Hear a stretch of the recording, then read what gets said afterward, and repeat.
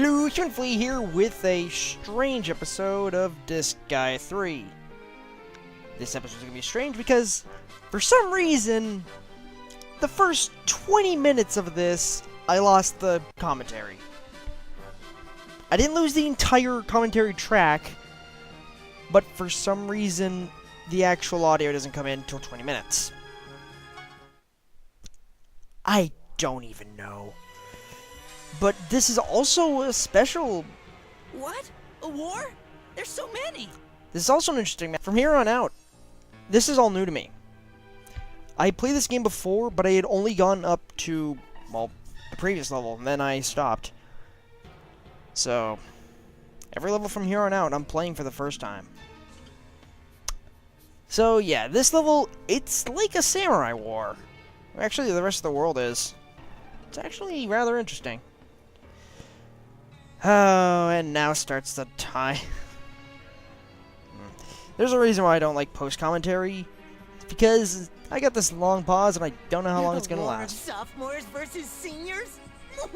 What a show! They look like trash. Yeah, hopefully they'll be easy to take out. You stupidly allowed your subordinates to be hypnotized, and now you simply watch. How do you do Well, it? easy. I just sit here and I watch. Elegant man. What? Did you just call me stupid? Yes. You don't protect what you must. You don't do what you must. Who, other than you, can I call a stupid leader? Axel? Those aren't even my subordinates! Fool, you have no right to lead anyone. Blind to weakness, irresponsible.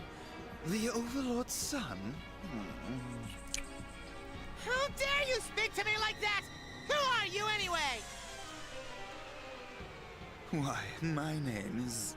Master Big Star, the battle is over. Our army is victorious. Please, Master, if you would come Thanks for to the interrupting, battlefield. Toffee. I really appreciate it.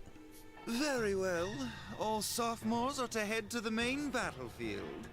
But Master Big Star, there are still remnants of the enemy forces on that field. The Overlord's son, I shall leave this place to you. I hope you can show me a little potential for becoming the next Overlord. So now we really do have to take out the trash. Oh well. Such haughtiness! Who does he think Probably he is? Mr. Big Star. If I had to guess. See, this is kind of weird because Master Big Star, of course. He's like amazing in every time many I start to ways. say something, I get interrupted by them, and I can't time it. I don't like this. I don't like this at all.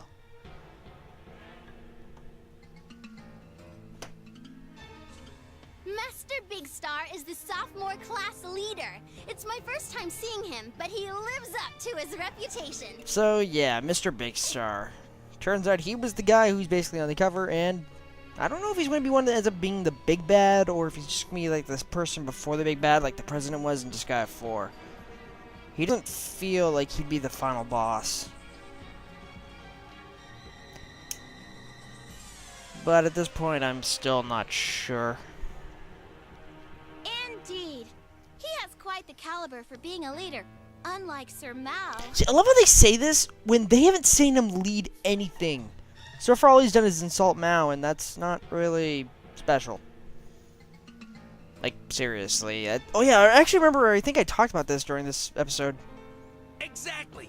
Master Big Star's power is what kept the sophomores from getting caught by the seniors. Wait, this is something I actually talked about in the episode. Like a fruit in season, the taste of his heart is... They keep talking about how he's just a great leader before we see before we see an example of him being a great leader. All we know is his force is one. They could have been through the most cowardly of tactics. Enough of your lecturing. You guys are too cocky for being my servants. A leader just has to be strong. No matter who your opponent is, hero or not. Just Like, I don't have a problem with them building him up as a good leader. I have a problem with them doing it before they show him as a good leader. Like, it's just strange. So yeah, this stage is mostly made to kind of force you to walk all your way up.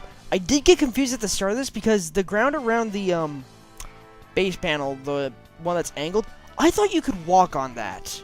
I mean, just look at it. Like, it looks like you can put your troops on there and just have them jump up on top of that ledge.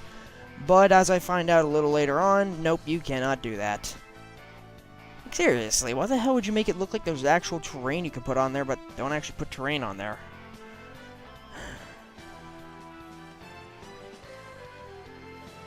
I actually just remembered something that's kind of I've been talking about this with one of my friends recently, is, why is every horror movie nowadays have to do with ghosts or spirits?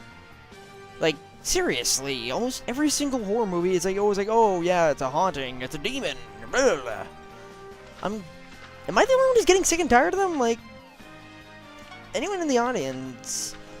Like, I remember in horror movies, like, they could be basically about anything, but nowadays it's always just fucking demons or ghosts.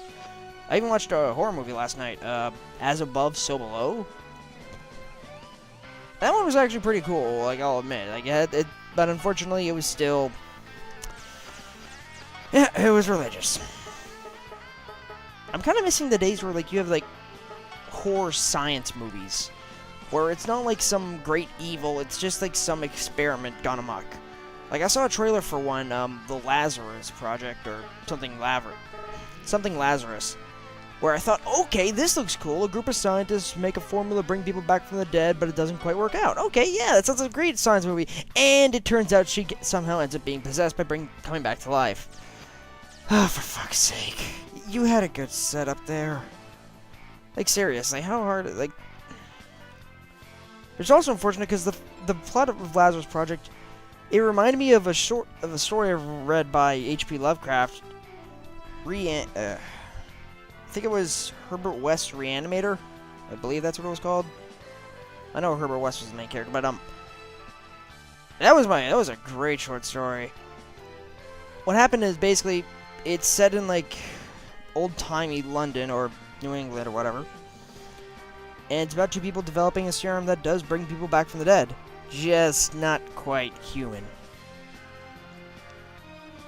It actually was interesting, like, it's been a while since I read it, but, like, it had, like, the experiments, some of them would, like, break out, they had to, like, destroy some of them. Like, it was great because it showed, like, the scientists were also kind of horrified just because it worked. Like, sure, they did bring people back from life technically, but, oh my god. It was awesome. I would love to see an H.P. Lovecraft horror movie. Because like I said, we need to have a horror movie where the punchline is not ghost or spirit or just supernatural. Like, I was even talking to my friend. Or just bring back a slasher villain. Like, that one's acceptable.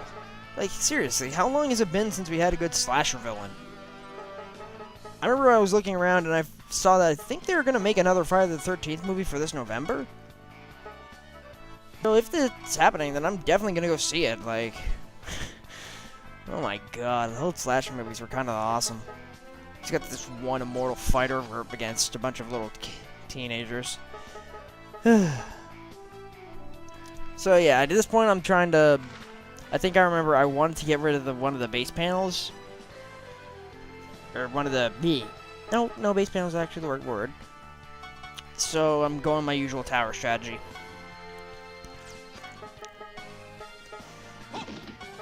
Yeah, a bit of an anticlimactic fight considering I already know how it ends, and it basically goes how you would expect it. Not much actual threat in this fight.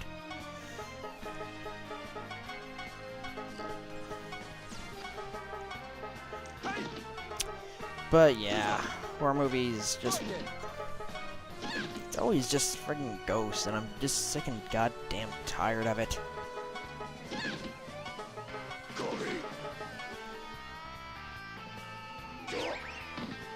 It's actually kind of weird, because I've kind of been realizing I haven't been watching as many movies as I have lately.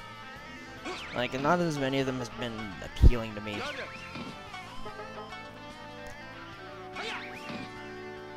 Which is kind of weird, because I'm usually a guy who's, like, watches a lot of media and stuff. Alright, this is the first time I actually got to see Chef Shampoo actually, you know, be awesome. That just reminds me of a rider kick. Oh, so close.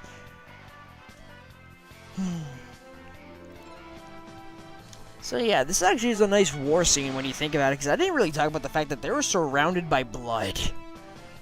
How did I completely overlook that as a topic? My turn. So yeah, we had the introduction of Mr. Big Star.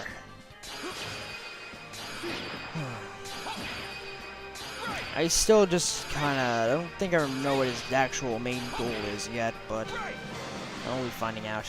Which is weird, because I also have yet to see the, I forgot what her name is, but, basically the military-looking woman.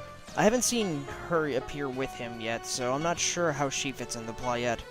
I'm pretty sure she is connected with him somehow, because they are seen together in the intro scene. Still, it is actually, I just still think it's interesting finally seeing plot that I didn't already know in advance. Let's just hope it's actually good plot.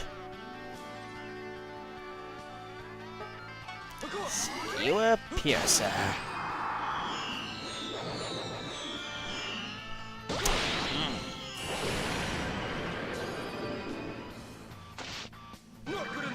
So yeah, I'm back at university for, my second semester this year, and one thing kinda weird happened. Before, like 2 days before I went, before it was time for university, I checked my, account. Just like, okay, yeah, it's still room 113, blah, blah, blah, blah, blah. And it said I had a roommate. So I was like, oh, okay, I've actually got someone with me. Because last year I got this room and I didn't have a roommate at all. It was just me by myself. So I was like, okay, I go down. I was like, oh yeah, I told my parents, oh yeah, I'm gonna actually have a roommate this year. So it was like, for the next 2 days, I was like, kind of like, worried, oh, is he gonna be cool? What's he gonna be like? I have yet to see him. This is the 4th week of classes, and I have not even seen him yet. He has not moved in. He has not contacted me. As far as I know, this person does not actually exist. It's weird, like, because I don't know if something happened to him, if he just, like, dropped out, or if he dropped out, then why the hell would he register for a different room? I don't know. All I know is I have a roommate registered, but I don't have a roommate moved in. And it kind of freaks me out simply because at this point, I don't know if I'm going to have one. I'm honestly half expecting, halfway through the semester, he's just going to pop in like nothing happened. I've basically taken over his half of the room as well. But it's just, I'm kind of left in this awkward, because like, I don't know if he's just going to actually show up at one point, or if he even exists. It's a really weird place to be caught in. Oh, I have a D&D story! This happened last week, so this was not in the recordings. Okay, so Mark Harrigan, my dwarf monk, and the rest of the party were inside this dungeon. As we were walking around, we came across this ghost in a library who says, oh yeah, they stole all my books, if you return them, I'll give you a prize. But she also tells us that, this dungeon, it's like it belonged to a wizard, a diviner, someone who, like, sees into the future? So we were like, oh, that's cool. So we go to the next room, which turns out to be a throne room. So in the throne room, there's a big pile of treasure right in front of the throne, filled with gems, gold, a few valuable-looking items, and on the throne was this big humanoid undead. The undead simply looks at us and says, if you wish to see the wizard, you each must pay tribute. So then, basically, okay, yeah, we have to sacrifice something of importance to us. What the paladin gave was a sword. Our cleric stupidly gave up his shield with his holy symbol on it, which, if you don't play D&D, you need your holy symbol in order to cast magic, and he just put it in the pile. Yeah, not his best move. The warlock gave in, like, a few valuable-looking gems. Our rogue gave him an apple. Not a special apple, just an apple. I don't know why either. But then it became my turn. You want to know what I gave him? A can. Before giving it to him, all I did was I turned to him. I give the wizard a challenge! Guess what's in the can? Because the way I got the can was a trinket. When you get a trinket, like, you basically just roll on a table for 100 things, and you just roll 2 d10s, and whatever the number is whatever trinket you get. The trinket was a can filled with spiders. There's no opening in the can. Like, the way it works, it's a can filled with sand, broken glass, or waters, or spiders. But the player gets to choose which one of those options they want. So I chose spiders, obviously. So as a sacrifice to see a wizard, I gave him a can full of spiders and told him to guess what's inside it. And you want to know the best part is? Since trinkets don't have a value, Tom basically just rolled a d20 to determine whether or not it was valuable enough. It was. The can filled with spiders was not the most worthless object that was offered. Thank you for offering an apple. Oh my god, I just thought it was hilarious. Like, you must pay tribute to see the wizard. Here's a can filled with spiders. Okay, go on, you're good. Oh my god, Mark Harrigan's fucking awesome. Yeah. It is kind of cool, because, I mean, this is still my first D&D character, so it is fun just, like, learning how to play as him. I recently unlocked one of the monk's most powerful abilities, too, which is, I can run across water and vertical surfaces. And you want to know what I did with this? Before we entered the dungeon, where there was, like, a few buildings, I was on one side of the building with the entrance to the cave, when a few of my teammates on the other side of the building got attacked by trolls. What I did was, I ran up the wall of the building, across the rooftops, jumped off, and kicked him while in mid-air. Oh my god, I just love this. I can do aerial attacks with a freaking monk. Because it's funny, because we came across this giant cliff, that's where the cavern is, and he's like, okay, I saw him, like, okay, how high is the cliff? 60 feet. I'm like, I could run up there. I could run up the side of this cliff if I dashed. I could just run straight up it and get to the top. But yeah, it's been a pretty interesting cavern, because right when we entered, we immediately came across a chimera made up of tiles. It was like 2D. It was weird. Like, it like came out of the floor. Unfortunately, I could never get close enough to actually attack it, like, with punches, so I had to use the crossbow, which for a monk is a downgrade. But yeah, after that, we came across this room filled with mummies. I did not like this room, because what happened was Mark Harrigan got paralyzed with fear, I think 3 times! Which sucks, because if it was like just a fear, then I could use my action to end it. But I failed the roll so badly that I also got paralyzed, so I couldn't take the action to undo the fear. And because of this, I ended up getting a mummy's curse, which would have killed me if we didn't wrap things up soon enough, because it can basically reduce my max health and base, so I could not heal him. And he only had 26 health left. So what ended up happening was we took a long rest. The cleric switched one of his spells for remove curse, and we were able to deal with it before it got serious. But I was like, honestly, like, oh my god, I might actually have to replace this guy. But yeah, since then I've come up with a few characters to work in case he dies. I got a cleric. I got a dragonborn cleric. Basically, her entire thing is basically lightning. I just fucking love lightning. So I have an entire character based off that. Her breath weapon is lightning, and she's going to be a Tempest cleric. She's also a pirate. Just because I wanted to make a pirate cleric. Because, you know, pirates make the best types of priests. Yeah, I've also worked on a bard. I've even made, I've even found a way to, I've been working on bringing Armada into D&D.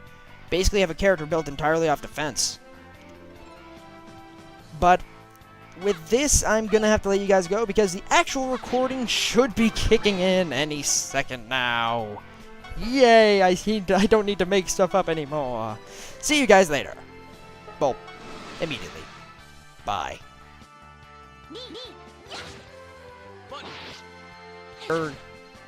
Things are new.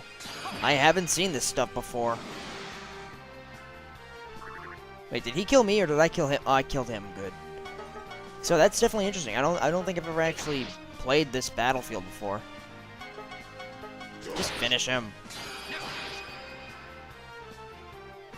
I am disappointed in all of you after today.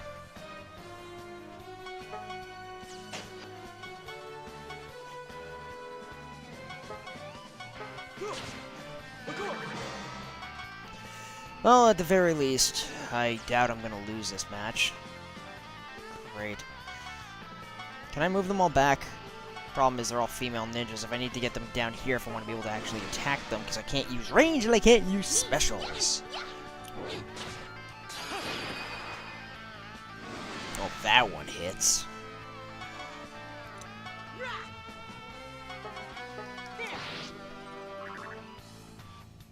Should probably buy him a new sword. I don't think the one he has right now is cutting it.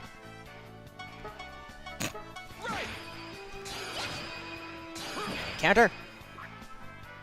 Jeez, map took longer than it should have.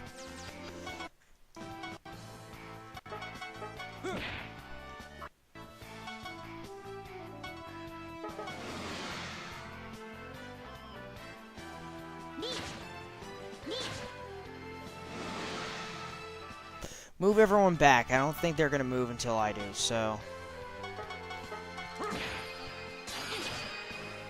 This map took way longer than it probably ever should have.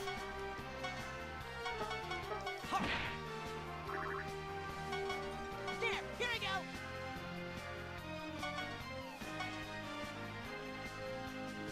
And he's dead. Okay.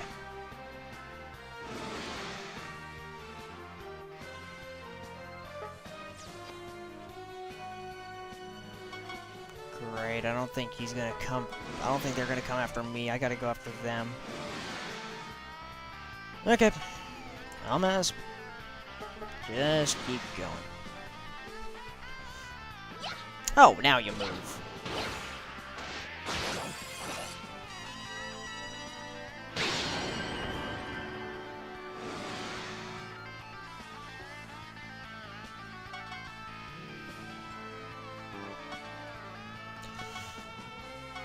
Okay, can't get you behind, but I can just do this.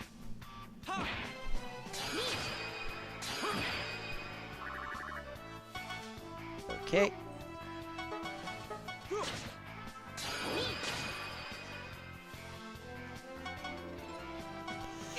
Mao, if you would. I'm disappointed in... This match has just been disappointing. Alright, Sylph's cutscene. See, that's my strength.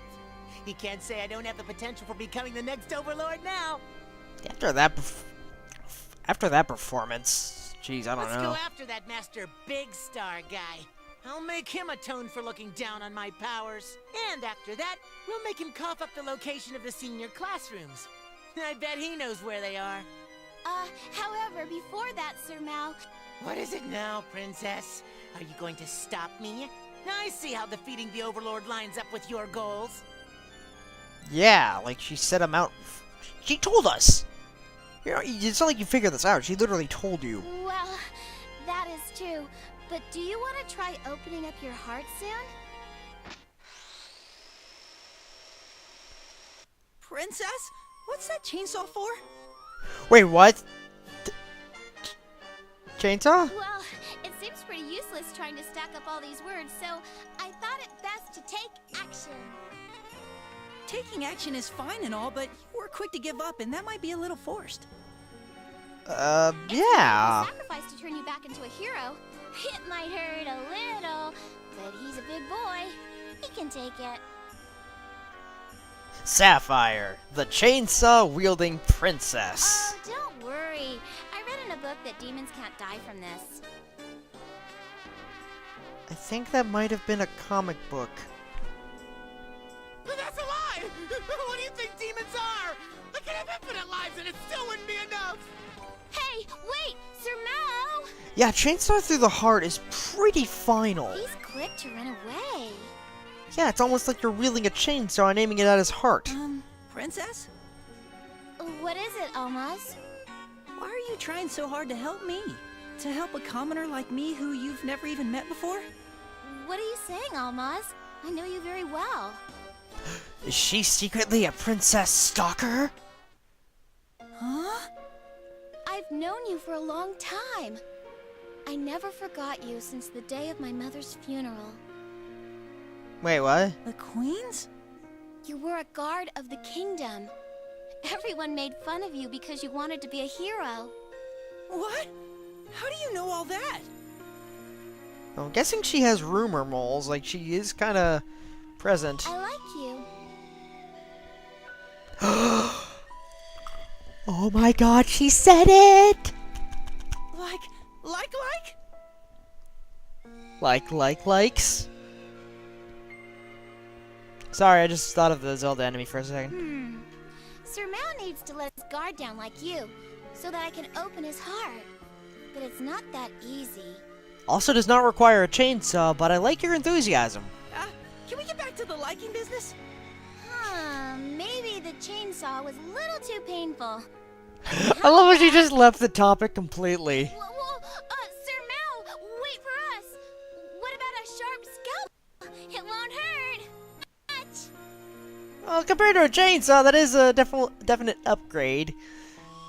I'd say offer anesthesia, then it's more like surgery, and to be fair, Jeffrey's already operated on him before, so it's not like he's not used to it. What should I do? I'm a demon, but she knows who I am. You're not a And how does she know me anyway? I'm just a typical guard. How did she know who I am? Because she's a stalker. Seriously, think about how she acts in everyday situations. It's honestly would not surprise me if she did have some sort of obsession, or at least take this in a creepy way. Given everything we've seen of her character, it would make She remembers sense. me from the day of the Queen's funeral? Did I do something bad on that day? I love how, like, the princess acknowledges, oh yeah, I know you from before, and he immediately assumes it's from a bad thing. No, I don't think I did anything that would stick in the princess's memory. You picked her nose. She liked it. Then why? I don't get any of this. And welcome to Relationships 101. Apparently, I'm the teacher. You should be scared by that thought. Anyways, I will see you guys next time for Rotten Oh, it's not even a friggin' cutscene level. Oh well. Rotten Grudge. See you guys next time. Bye.